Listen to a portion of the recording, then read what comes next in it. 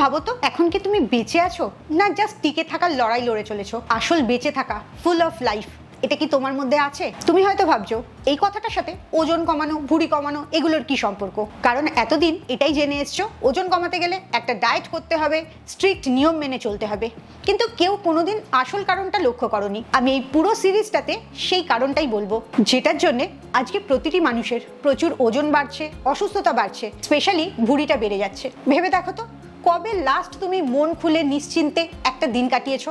এখন সকাল থেকে রাত অবধি লাইফটা রুটিনেই চলে।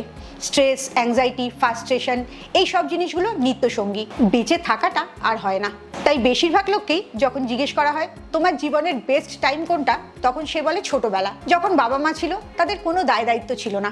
ছোটবেলার পর থেকে তোমার আর বেঁচে থাকাই হচ্ছে না, জাস্ট তুমি জীবনটাকে টেনে নিয়ে চলেছো। আসল ওজন বাড়ার কি কারণ, এখান থেকেই সেই জার্নিটা শুরু হয়।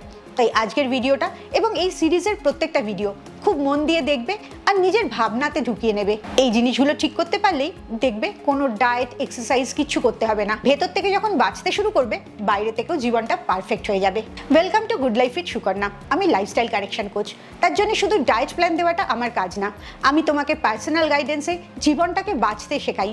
সঠিকভাবে খাওয়া, ঘুম, সমস্ত কিছু গাইড করি। আর এটা শুরু হয় ফার্স্ট 7 ডেজ চ্যালেঞ্জ দিয়ে। তুমি যদি তোমার ওজন কমার জার্নির প্রথম স্টেপটা নিতে চাও, তাহলে এক্ষুনি নিচের নাম্বারে 7 ডেজ চ্যালেঞ্জ লিখে হোয়াটসঅ্যাপ করো।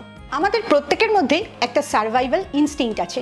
এই সার্ভাইভাল মোডটা আমাদের রক্ষা করার জন্য শুরু হয়েছিল, কারণ আদিমকালে আমরা বনে জঙ্গলে থাকতাম, অনেক রকম শত্রু চারিদিকে ঘুরে বেড়াতো। তাই এই সার্ভাইভাল মোডটা তখন আমাদেরকে তাদের থেকে রক্ষা করার কাজে আসতো। তখনকার দিনে পুরো সার্ভাইভাল ইনস্টিংক্টটাই কাজ করতো ফিজিক্যালি। বিপদ দেখলে তুমি হয় দৌড়ে পালিয়ে যেতে, নয় এক জায়গায় ভয় দাঁড়িয়ে থাকতে, না হলে লড়াই করতে। কিন্তু এখন এই শারীরিক ডেঞ্জারটা আর নেই। তুমি একটা প্রোটেক্টেড জায়গায় থাকো, নিজের ডিজাইন করা স্পেসে থাকো, তাই শারীরিকভাবে ডেঞ্জার তুমি আর ফেস করো না। কিন্তু সমস্যাটা হয়েছে, এখন তুমি প্রতি মুহূর্তে মানসিকভাবে ডেঞ্জার ফেস করো, এবং একই কাজ যেটা শরীর করতো এখন সেটা মন করে। হয় তুমি সিচুয়েশন থেকে পালিয়ে যাও, নয় সিচুয়েশনটার সাথে লড়াই করো, না হলে কিছুই করো না, ফ্রিজ হয়ে দাঁড়িয়ে থাকো। তুমি ভেবে দেখো তো, তুমি এখন কি প্রেজেন্টে বেঁচে আছো, নাকি ভবিষ্যৎ নিয়ে চিন্তা করছো বা অতীত নিয়ে দুঃখ করছো? এখন পুরো ব্যাপারটাই ইমোশনাল হয়ে গেছে।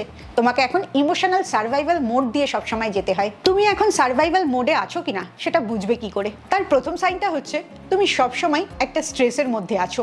নেক্সট যেটা হয়, তোমার সব সময় ব্যস্ততা থাকে, সারা দিন তোমার সময়ের অভাব, তুমি ছুটে বেড়াচ্ছ, কিন্তু ভেতর থেকে ফুলফিল অনুভব করছো না। কখনোই কাজ করার পর যে স্যাটিসফ্যাকশনটা আসে, সেটা তোমার মধ্যে আসছে না। নেক্সট তুমি যেটা করো সেটা হচ্ছে রিল্যাক্স করছো বা ঘুমাচ্ছ, মানে নিজেকে মনে করো লেজি হয়ে গেছো, কাজ করতে তোমার ইচ্ছে করছে না, তাই তুমি ঘুমাচ্ছ। একবারও মনে করছো না ঘুমটা আসলে তুমি তোমার শরীর আর মাথাকে রিপেয়ার করার কাজে লাগাচ্ছ। এর জন্যে ঘুমানোটা তোমার কাছে একটা লেজিনেস বা গিল্ট হয়ে যাচ্ছে। আর ঠিক করে নিশ্চিন্তে ঘুম হচ্ছে না বলে সারা রাত ঘুমাবার পরও সকালবেলা কিরম টায়ার্ড লাগছে, ব্রেন ফগ হচ্ছে। দেখো তো, আমি যে কথাগুলো বলছি সেগুলো তোমার হচ্ছে কিনা। এগুলো যদি তোমার হয় তাহলে বুঝতে পারবে তুমি এখন মেন্টালি সার্ভাইভাল মোডে আছো।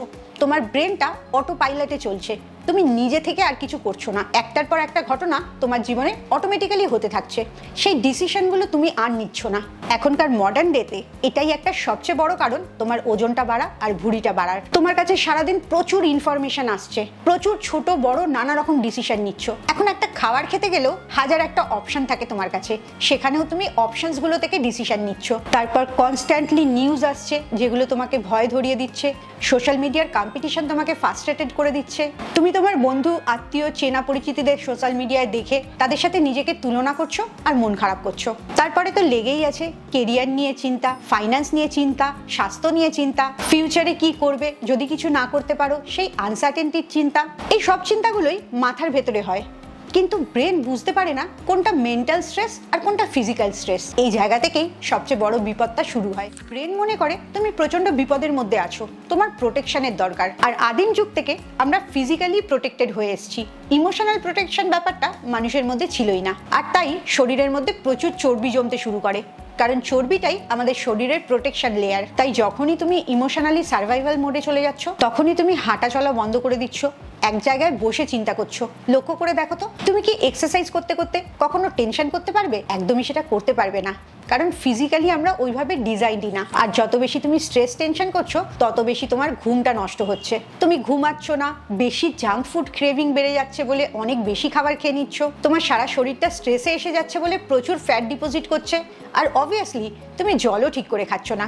যে কটা শরীর ঠিক রাখার কাজ সেগুলো কোনোটাই তুমি করছো না। উপরন্তু এতটাই স্ট্রেস করছো যে ব্রেন সবসময় সিগন্যাল পাচ্ছে আরো বেশি ফ্যাট জড়ো করতে হবে, তোমাকে প্রোটেকশন দিতে হবে। আর এর রেজাল্টে শুধু তোমার হেলথ খারাপ হচ্ছে তাই না, তোমার রিলেশনশিপ খারাপ হচ্ছে, তোমার কেরিয়ার খারাপ হচ্ছে, তুমি বেঁচে থাকাটাই ভুলে গেছো, তোমার কনসেন্ট্রেশন পাওয়ার কমে গেছে, তোমার ইমাজিন করার ক্ষমতা বন্ধ হয়ে গেছে, তুমি কোনো কিছু দেখতে পাচ্ছ না ঠিক করে, কোনো কিছু বোঝার চেষ্টা করতে পারছো না, সবসময় তোমার ব্রেনটা কিরকম লেজি হয়ে থাকছে, তোমার মধ্যে যে গুড কোয়ালিটিগুলো ছিল সেগুলো কোথায় যেন হারিয়ে গেছে, তুমি আনন্দ করে আর বেঁচে থাকো না, তোমার মধ্যে কোনো ধৈর্য নেই, তুমি খুব ছোট ছোট মুহূর্তগুলোকে আর উপভোগ করো না, এমনকি খুব বড় কিছুও তোমাকে সেইভাবে আর আনন্দ দেয় না। মনে পড়ে তোমার লাস্ট কবে তুমি খুব আনন্দ করেছিলে, মন থেকে খুশি ছিলে, নিশ্চিন্তে ছিলে, মন প্রাণ খুলে একটা দিন বেঁচেছিলে?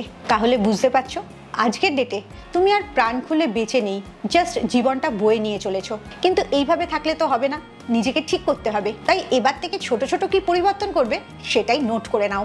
প্রথম যে কাজটা করবে, সারাদিনে যে কোনো একটা খাবার নিশ্চিন্তে, কোনো দিকে না তাকিয়ে, কারোর সাথে কথা না বলে, সেই খাবারটাকে দেখে, তার গন্ধ শুকে, তার টেস্টটা নিয়ে উপভোগ করে খাবে।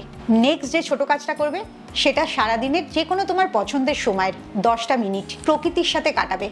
একটা বাগান বা পার্ক, কোথাও বেরিয়ে যাবে, নিশ্চিন্তে আস্তে আস্তে হাঁটবে, প্রকৃতির সৌন্দর্যটাকে উপভোগ করবে আর প্রাণ ভরে নিঃশ্বাস নেবে।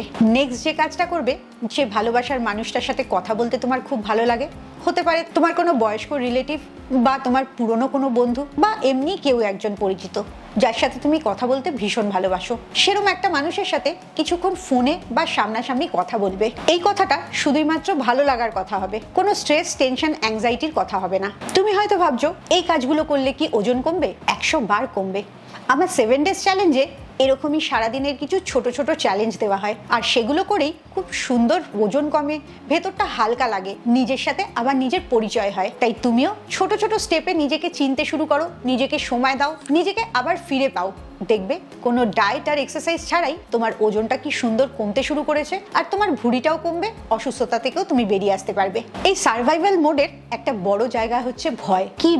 কি ধরনের ভয় তোমাকে আজকে এই সার্ভাইভাল মোডে এনে দিয়েছে সেটা যদি জানতে চাও তাহলে এই সিরিজের পরের ভিডিওটার জন্য অপেক্ষা করো। আর আমার গাইডেন্সে যদি জীবনটা পরিবর্তন করতে চাও তাহলে প্রথম স্টেপ নেওয়ার জন্য এক্ষুনি নিচের হোয়াটসঅ্যাপ নাম্বারে 7 ডেজ চ্যালেঞ্জ লিখে হোয়াটসঅ্যাপ করো। খুব ভালো থাকো, মানসিক আর শারীরিকভাবে একদম সুস্থ থাকো। আবার পরের ভিডিওতে তোমাদের সাথে দেখা হচ্ছে।